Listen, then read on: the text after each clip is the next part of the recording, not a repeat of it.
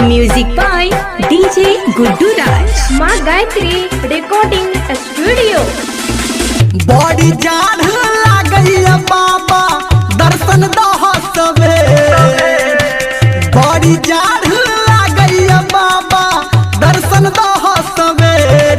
उग उग सूरज देव भेले आराघा कबेर।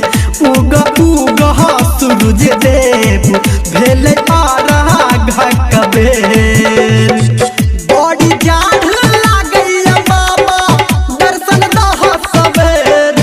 उग उग सूरज देव भेले आराघा कबेर।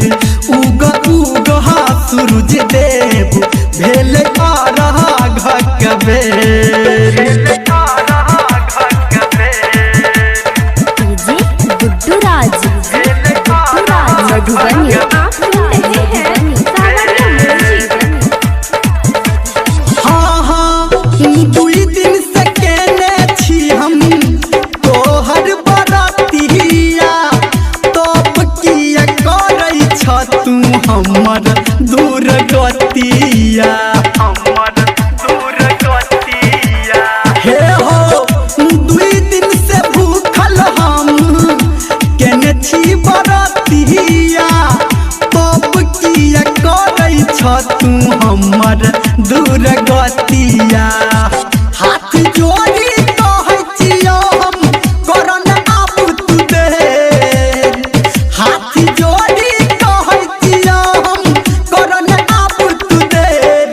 उग उग सूरज देव भेले आराघा कबेर।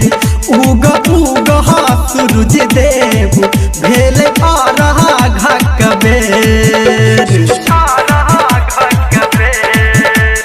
डीजे गुड्डू राज मधुबनी।